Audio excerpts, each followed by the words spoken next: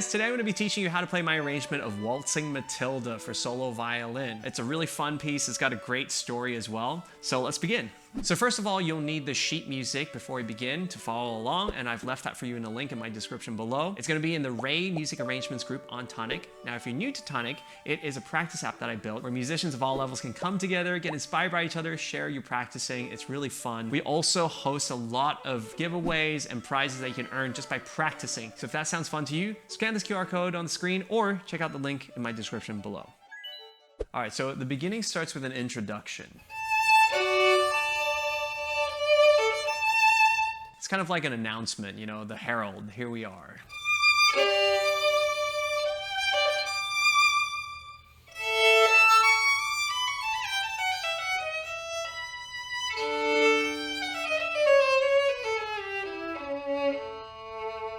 So this is actually before the melody, the theme comes in. I find that this is helpful because the main melody starts a little bit softer. So it's great to have this place where you can also warm up your bow arm as well. Before we get into the main melody, it's important to understand the story. The story is about once a jolly swagman and he camped by Billabong. Oh my gosh, why am I sounding so Australian right now? Okay, well anyway, this is an Australian, kind of like an unofficial national anthem. And it was a poem by Banjo Patterson. For those of you who might not know, I am Australian. I grew up in Australia, spent the first 16 years of my life and sounding like this, I promise you. This particular arrangement I did because I was missing home. I moved over to the States when I was 16 to study music and basically thought this could be a nice way to remember home and just to have something closer I could play with. So this first beginning starts out with this melody.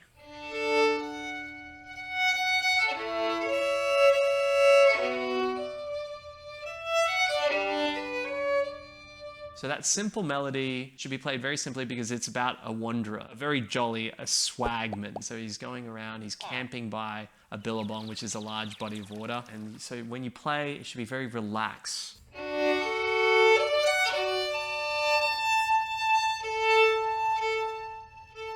Right there, the words are under the shade of a coolabah tree, which is a type of tree in Australia. You can feel like the sigh, the breath. That should be the way that you approach this beginning. It's very carefree, very calm. And then the next verse.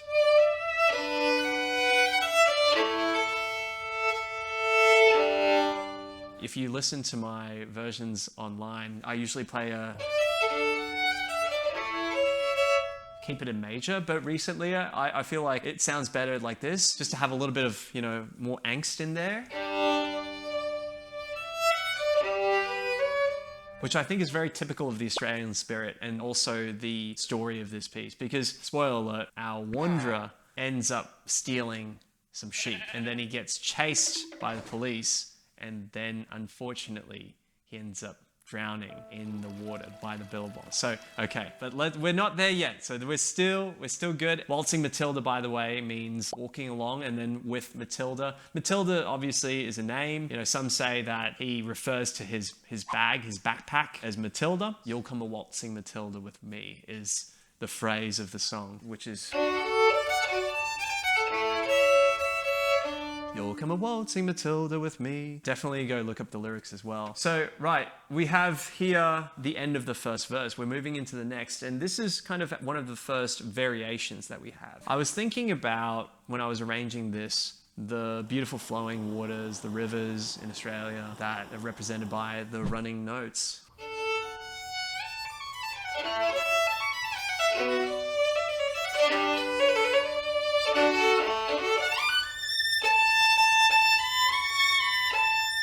That first arpeggio is very difficult, so a little pro tip would be ready for it. That shift right there is where you want to be careful. The trick here is when you play the octave, you play a harmonic on the A string.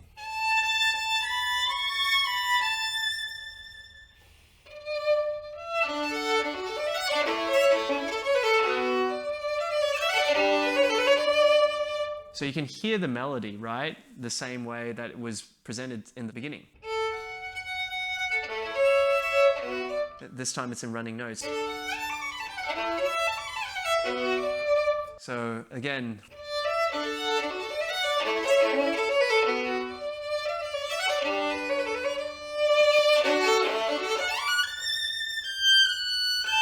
And this particular harmonic here, I use a little tip where my first finger isn't actually on the A string, it's actually next to it. But because it's a harmonic, you don't actually have to like stop the string. Look at my first finger, it's actually barely touching it.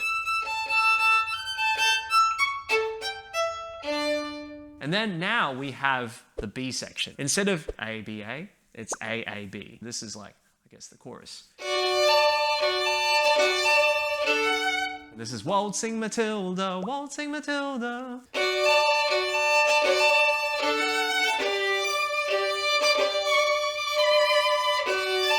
And this should be played really full, with a full sound, very proud.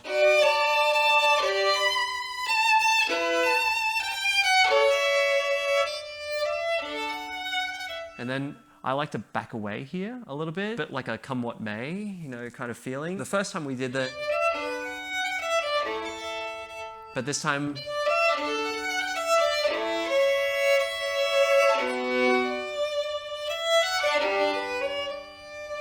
and then I go upwards more and back into the full sound.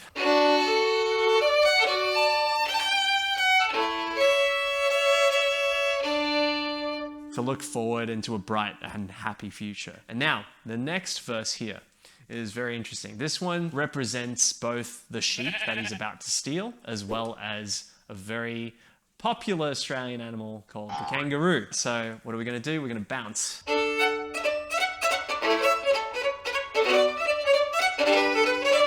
So with this hooked stroke, what you wanna do is just make sure you're thinking about the front of every beat. Dun, dun, dun, dun. And then adding in a little dun, dun, dun, dun, dun, dun, dun, dun, dun.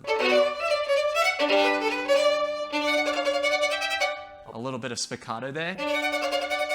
I was thinking about the swagman because he knows he shouldn't steal the sheep, right? But he's gonna do it anyway. So he's kind of like, hee hee hee.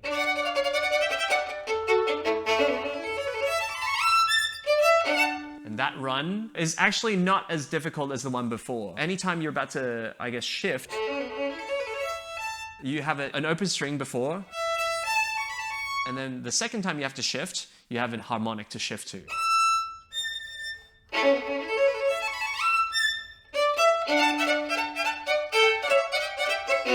So this is a little bit tricky here. This part I have often done just do it on one string, or if you're feeling up for it, you just do it. But you do have to kind of throw your second finger in there. I shift to third position, and then again, I use the harmonic as like a catalyst. So I shift from 4 to 1 there, and then the next part is a little bit difficult. These notes, getting that in tune, it requires quite a bit of practice. Make sure that the hand isn't splayed out too much. Use the A string to get into position.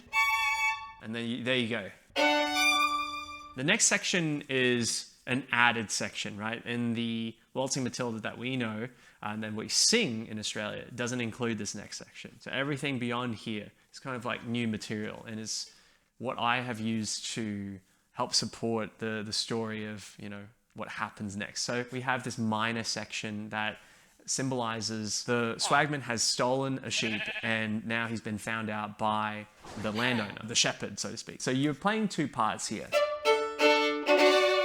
What's that? And the swagman, it's like, whoa, what do you mean? I think you know what I mean.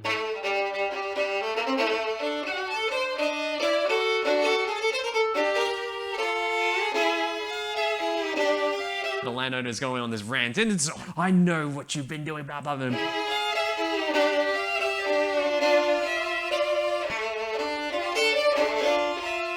Again, you know, there's a repetitive, you know, when people are ranting, they're just in their own head.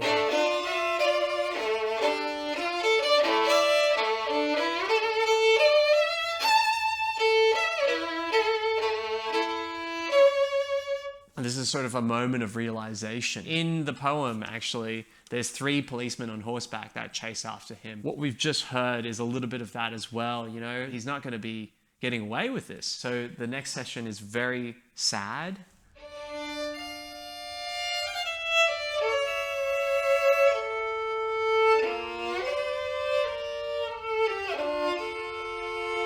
It's actually the verse we heard, right?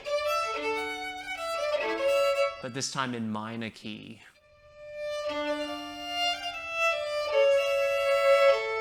And this chord here is a little bit tricky. You have to place your finger down while shifting.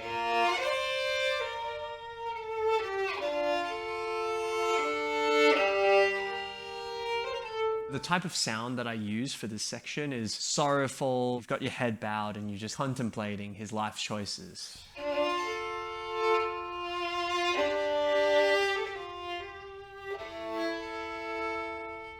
And then the next section, this one gets a little desperate and a little sentimental.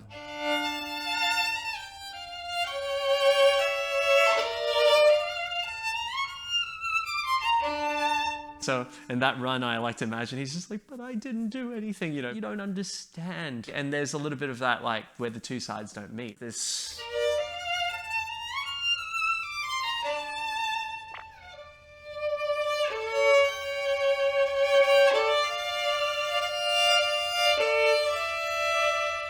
I imagine he's just like kind of like pleading, because back in those days, if you were caught, you would have been hanged. It's a desperate situation, but to no avail, right?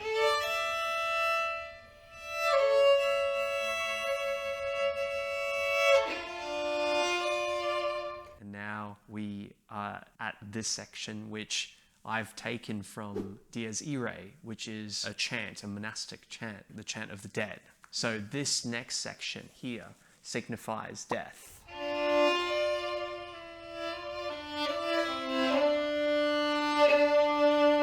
And I sort of bend that note because there's two different choices. He can either accept his fate, being caught, being hanged, or takes his own life.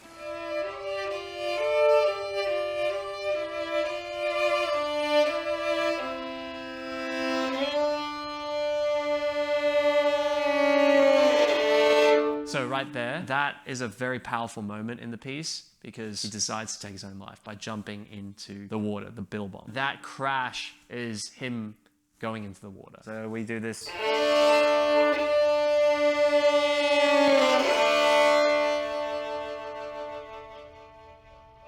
The next part is extremely beautiful. Most people think that the piece is over, so you have to make sure that you lift up your bow and then be ready to play, like have this motion down.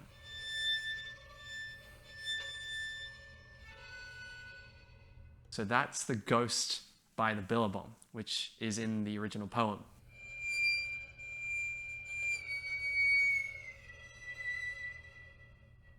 You can almost trail off the note as well.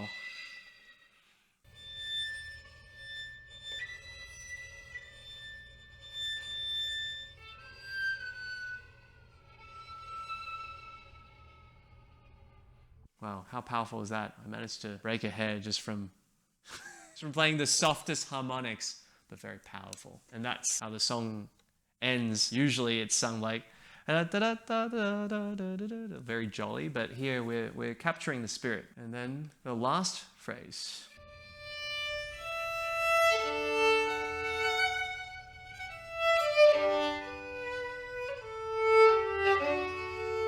This goes back. Remember in the beginning how we had the introduction?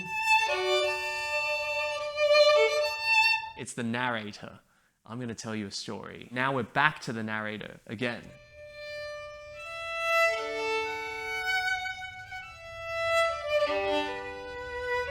And that's sort of like, and this, ladies and gentlemen, boys and girls, is the story of Waltzing Matilda.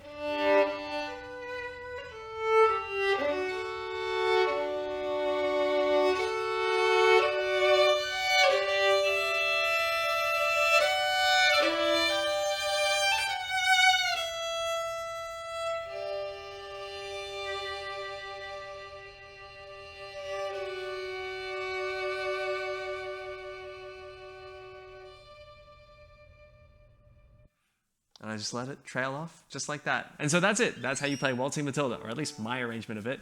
I hope you enjoyed that. I hope that's helpful. I think it's so important as musicians to have a very clear idea of what's happening behind the notes. And so now you know what I'm thinking when I wrote and when you play this piece. Oh, and if you have any other suggestions on what you'd like me to arrange, or you'd like to check out some of my other arrangements, definitely go check out my other videos. I've done polyphia, violin arrangements of guitar, I've done Christmas arrangements, everything's out there. So enjoy it, and all the sheet music again is on Tonic, so go check that out as well. All right, see you in the next video. Bye.